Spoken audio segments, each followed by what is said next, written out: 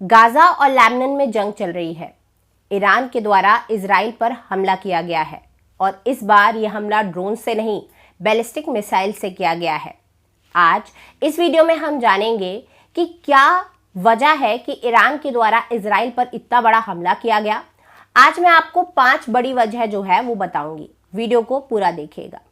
तो भाई न्यूज़ जो है वो सामने आ रही है कि भाई ईरान के द्वारा जो है वो इजराइल पर हमला कर दिया गया है।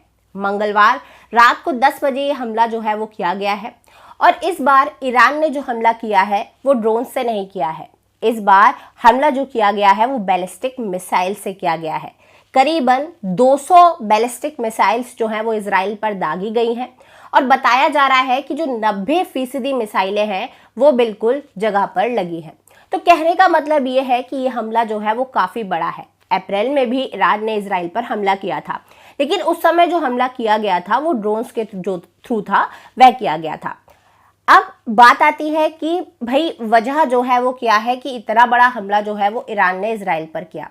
तो भाई सबसे पहली जो वजह है वो ये है कि जो हमास चीफ है इस्माइल हानिया और हिजबुल्लाह चीफ है नसरुल्लाह, उनकी जो हत्या की गई थी इजराइल के द्वारा, वह सबसे बड़ी और मुख्य वजह जो है वो बताई जा रही है।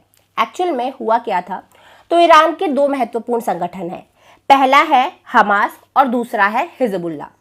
अब ये जो संगठन है ना, इसको ईरान एक तरीके से लड़ाकुओं को ट्रेनिंग भी प्रोवाइड कराता है, विभिन्न जो हथियार है वह भी ईरान ही जो है वो प्रोवाइड कराता है। यानी कि अगर हम देखें तो ये जो 2 संगठन है ये ईरान के ही संगठन है। अब इसके 2 चीफ है, मतलब ये जो हमास और हिजबुल्लाह है इसके 2 चीफ है। हमास का चीफ है इस्माइल हानिया और हिजबुल्लाह का चीफ है नसरुल्लाह। इजराइल के द्वारा हमले में ये जो इस्माइल हानिया है ना, इसकी मौत हो गई थी और इसकी मौत हुई थी तेहरान में। वहीं अगर मैं बात करूं नसरुल्लाह की, तो इसकी मौत हुई थी लेबनान में और दोनों की मौतों का कारण है इजराइल। अब ईरान के एक मुख्य लीडर हैं, उनका मैं आपको नाम बताती हूं, वो है आयतुल्लाह अली खामेनेई। ये सुप्रीम लीडर है ईरान के और इन दोनों के करीबी हैं नसरुल्लाह और हानिया। अब चूंकि ये सुप्रीम लीडर के इतने करीबी हैं, इसी वजह से ईरान जो है वो इजराइल से काफ़ी नाराज़ है, क्योंकि ये जो मुख्य लीडर है ना, इनकी मौत हो गई है, हानिया और नसरुल्लाह की। इसी वजह से ईरान ने इजराइल पर जो है वो जवाबी हमला किया है और सबसे मुख्य कारण बताया जा रहा है कि इन दोनों की मृत्यु का कारण जो इजराइल था, उसकी वजह से ईरान ने जो है वो हमला किया है।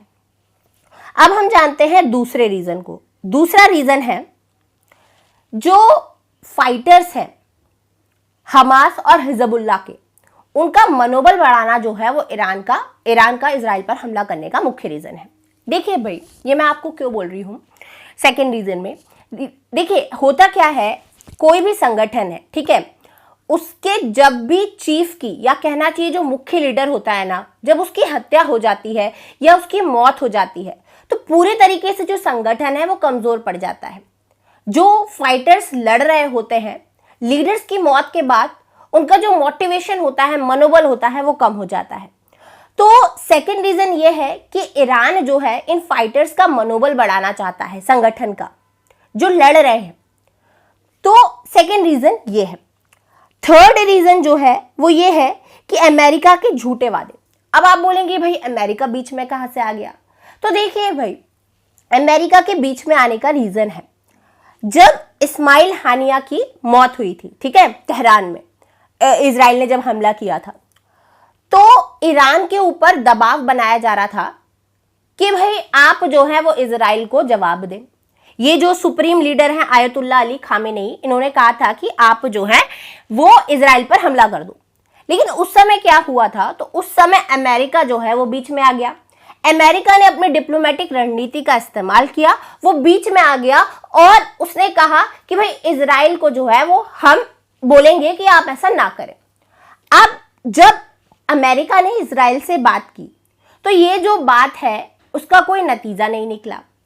और जब कतर, अमेरिका और मिस्र के बीच बातचीत चल ही रही थी, मध्यस्थता जो थी वह चल ही रही थी, तो इजराइल ने क्या किया भाई, इस बात का फायदा उठाया और ईरान पर फिर से हमला किया और इस हमले में क्या हुआ, लेबनान में जो हिजबुल्लाह चीफ थे, नाम था उसका नसरुल्लाह, उसकी जो थी वो मौत हो गई।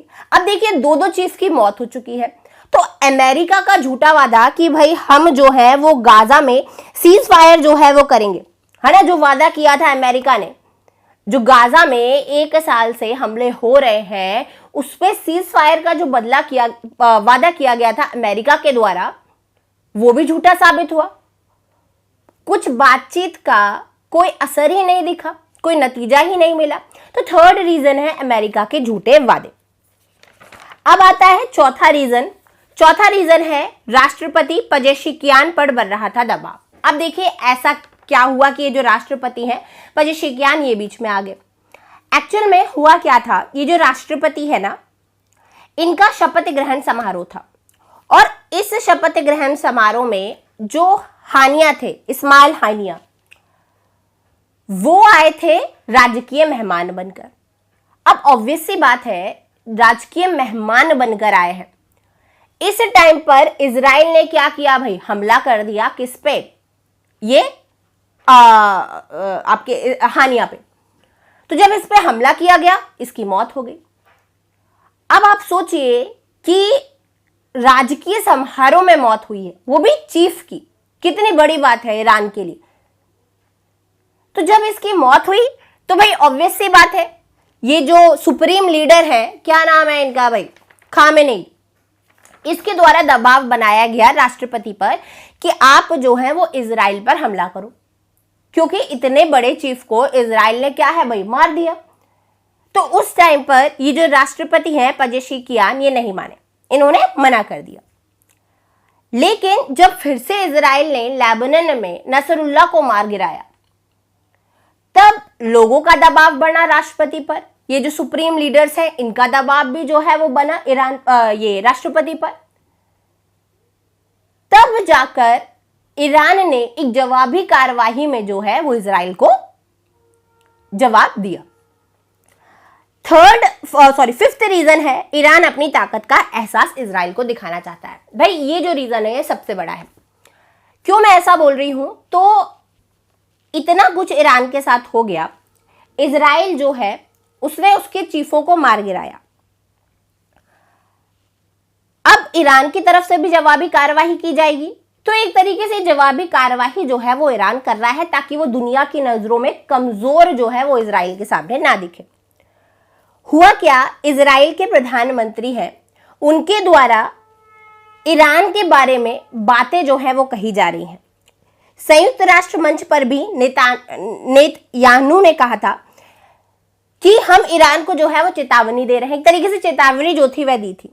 तो जब इतने बड़े मंच पर प्रधानमंत्री के द्वारा ईरान को चेतावनी दी जा रही है तो ईरान को तो गुस्सा आएगा ही।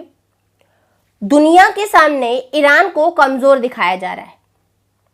तो एक नैरेटिव जब तैयार हुआ, जब ये संयुक्त राष्ट्र मंच पर इजराइल के प्रधानमंत्री ने बात कही ईरान के खिलाफ, तो नैरेटिव तैयार हो गया कि भाई ईरान के जो करीबी हैं, चीफ हैं हिजबुल्लाह के और हमास के, उनको मार गिराया।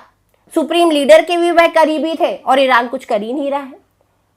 तो एक तरीके से ईरान द्वारा जब ये हमला किया गया है इजराइल पर, जो बैलिस्टिक मिसाइल उसके द्वारा दागी गई है, वो दुनिया की नजरों में खुद को स्ट्रांग जो है वो बता रहा है कि भाई ईरान कमजोर नहीं है, इजराइल के सामने नहीं झुकेगा।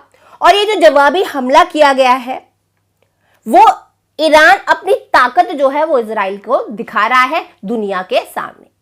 तो ये 5 बड़ी वजह मुझे लगी जिसकी वजह से ईरान ने इजराइल पर इस बार बैलिस्टिक मिसाइलें जो है वो दागी है।